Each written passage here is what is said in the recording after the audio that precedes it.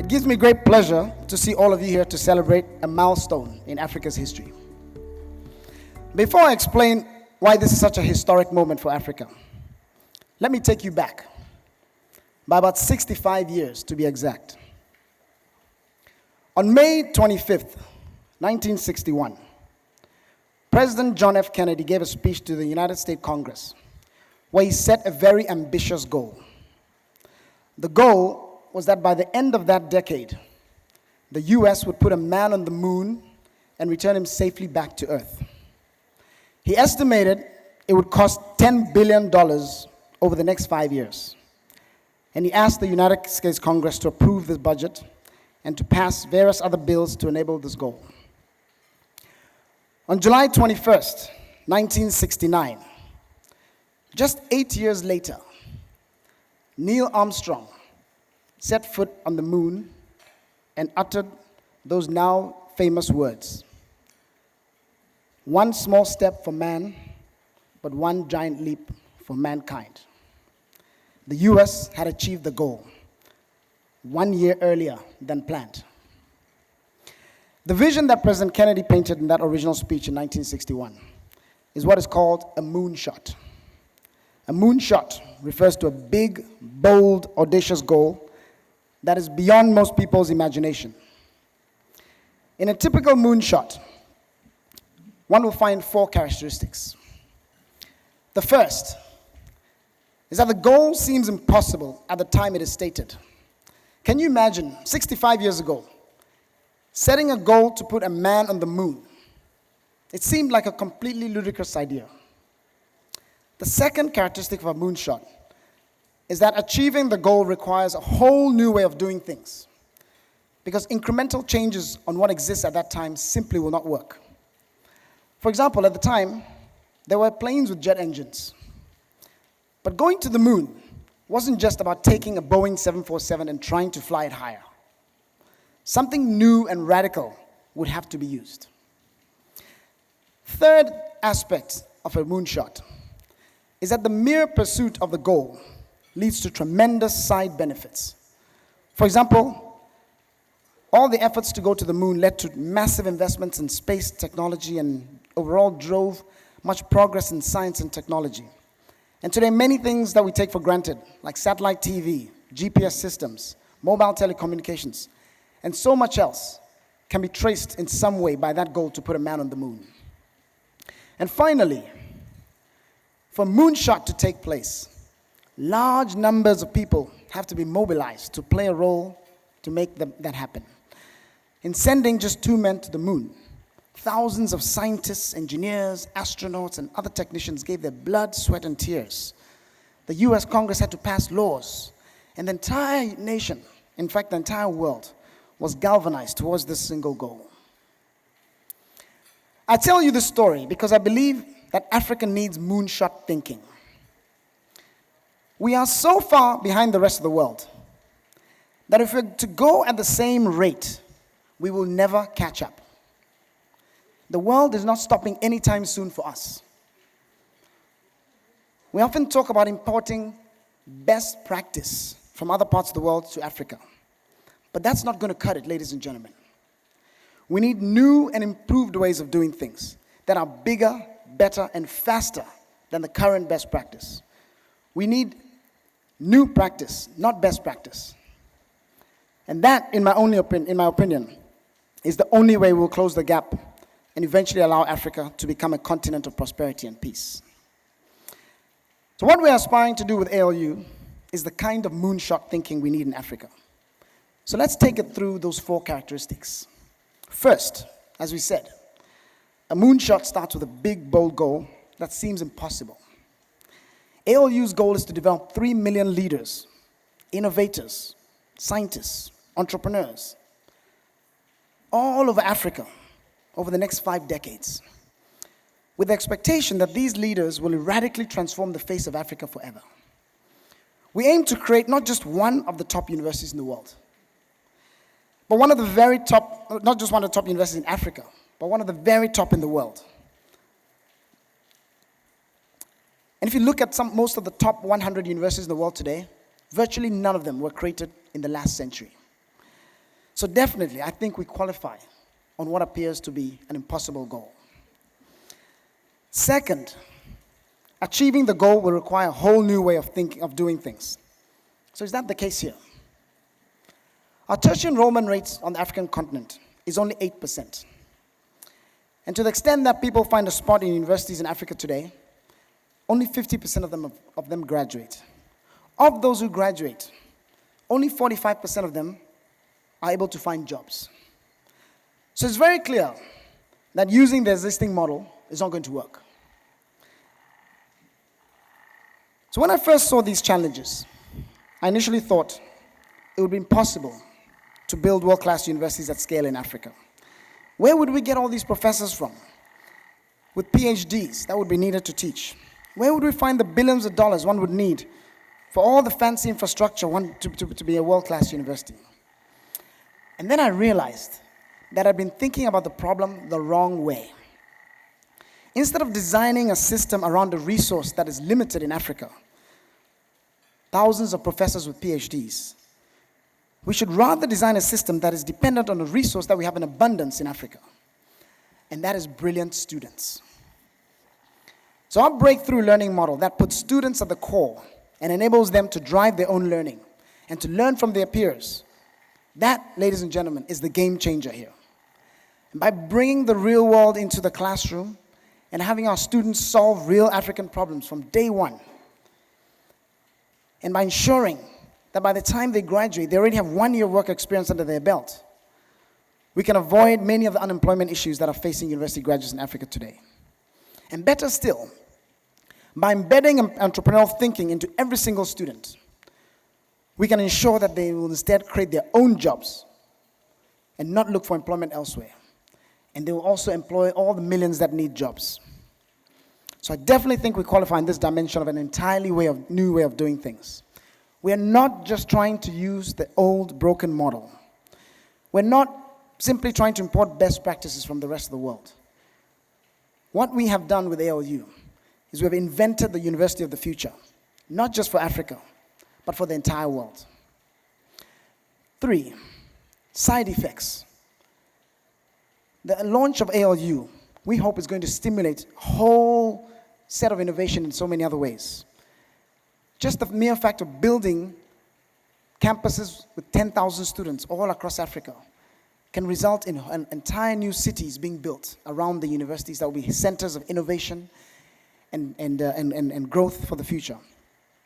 We hope this model will inspire 20, 30 other ALUs that will understand the power of young people to learn for themselves, and that will stimulate a whole revolution in tertiary education all around Africa and around the world. Finally, I mentioned that to pull off a moonshot requires the galvanizing of an entire movement of people. Now, all of you are already part of this moonshot, just in case you were not aware. You are part of a bold mission which is as bold as putting someone on the moon. Now let me share with you how I see you being part of this movement. If you are a member of the Mauritian government, or work with the Tertiary Education Commission or the Ministry of Education, please stand up. Madam President, that includes you.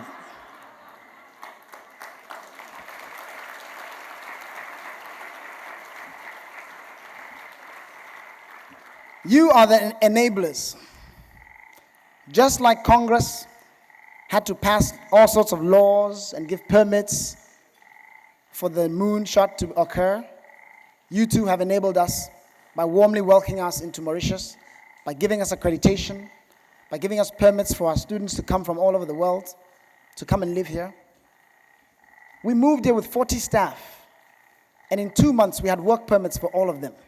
Now that is efficiency.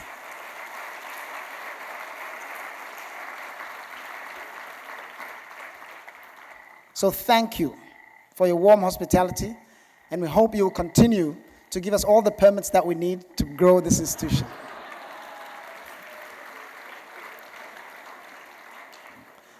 If you are with Glasgow Caledonian University, please stand up.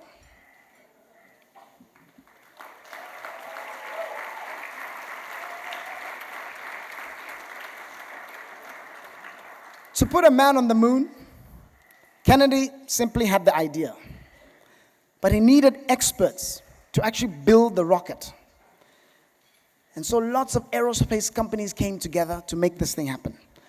So my friends at the Glasgow Caledonian University, you are the rocket scientists. You are Northrop Grumman with the expertise that we needed to do this in a world-class way. And tonight we want to say a huge thank you for all that you have done in partnership with us.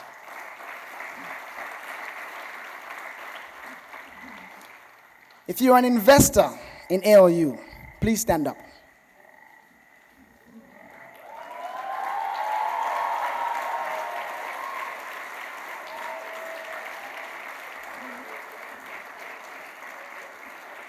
You are providing the fuel for the rocket that is going to be taking off. And we could not be here without you, so thank you.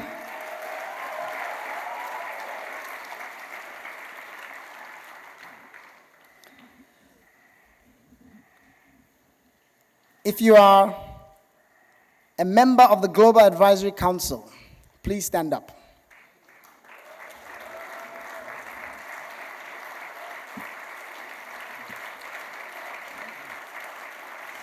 And if you are the Chancellor of ALU, please stand up.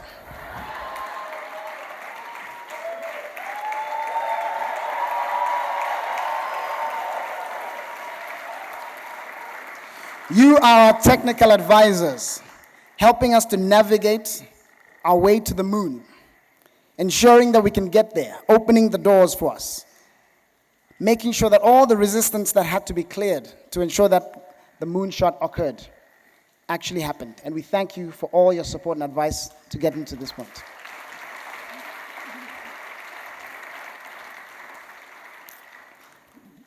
And now, for the second most important group of people that are playing a role in this moonshot. Our team. If you work at ALU, please stand up.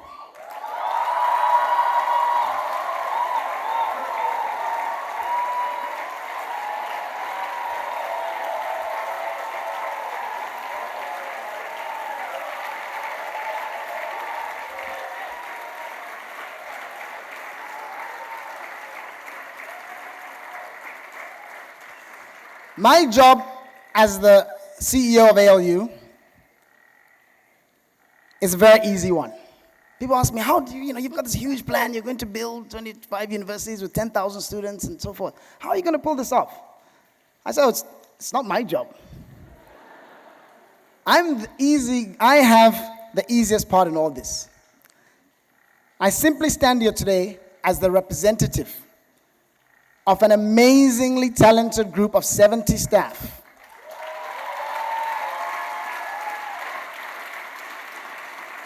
whose blood, sweat, love, and tears makes all of the magic that you have witnessed over the last few days happen.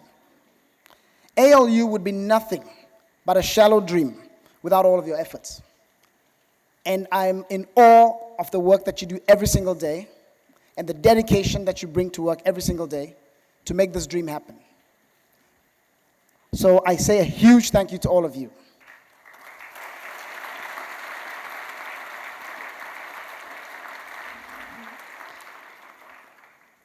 There's one person in particular, my founding Chief Operating Officer, Mr. Khurram Masood.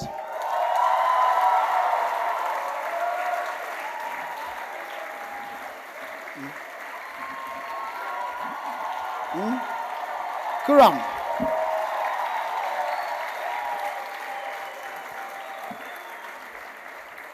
Without Khurram, I would be nothing. He really makes everything happen, and I'm so grateful to have you as a founding partner, Khurram. Thank you. So in the moonshot, our staff members are the engineers, the meteorologists checking that the weather is good for the launch that day. You're in the control room, making sure that you're communicating with the astronauts as they're taking off. You're in mission control. You're designing the rocket. You're crafting the travel plan. You're ensuring that everything is going to go well on this mission. Now, to our final, actually not final, but to the most important members of this moonshot. If you are a student at ALU, please stand up.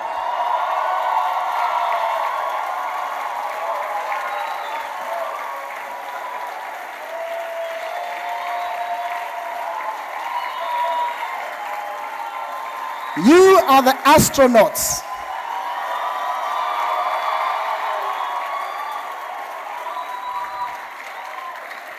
You are the astronauts, and our job is to propel you into space so that you will go out and impact Africa and to impact the entire world. For any of you who have never been to ALU, I invite you to come and visit. I have never seen as amazing group of young people as I see every day at ALU. They've taken over the whole place. They run everything. If any of you were in assembly today and you saw the excellence that was there, entirely run by our students. So I'm in awe of you, and I wish I could be half the leader that all of you are.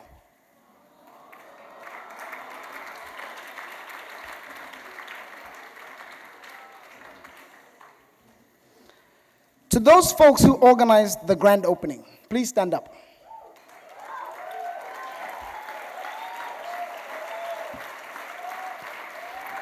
There are a lot more of you. I'm not seeing enough of you. Stand up, please.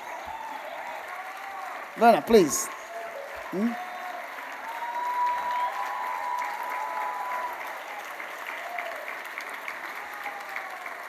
You guys are the people who organized the launch on the actual day that the rocket went off to the moon.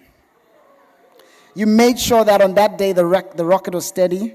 You studied the weather patterns. You made sure that it didn't rain tonight. You planned for any contingencies. You made sure that the astronauts were ready, like Veda, making sure that all of our students were ready. You loaded the food on the shuttle that was, or the rocket that was going to go up. People like Yohan and Angad and all the operations team. And you made sure that people showed up to watch the rocket take off, right? And with all the thousands of spectators that would be there when the rocket was going to take off. If I have not mentioned your name yet, please stand up. Please do. Please stand up.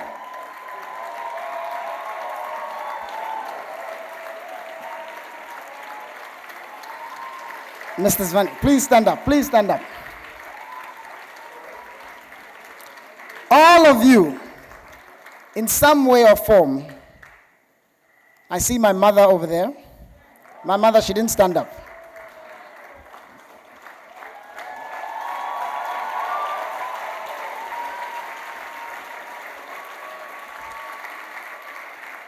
I want to say a huge thank you to all of you, because you are the cheerleaders, the supporters. You give us the emotional support, the shoulders to cry on when we need them. You encourage us, and you are all the people who were there on that day when the rocket took off to the moon. So, we thank you for the energy and the support that you give us, much like all the energy and support that engulfed the United States for the few years before the rocket went off to the moon, and all the people who were praying and supporting that the rocket made it to the moon and came back safely. Thank you for all your support. So can I have the video, please? T-minus 10, 9, 8, I'd like you to join me in the countdown. 6, 5, 3, 2, 1, countdown. lift off. We're off to the moon, ladies and gentlemen. Thank you.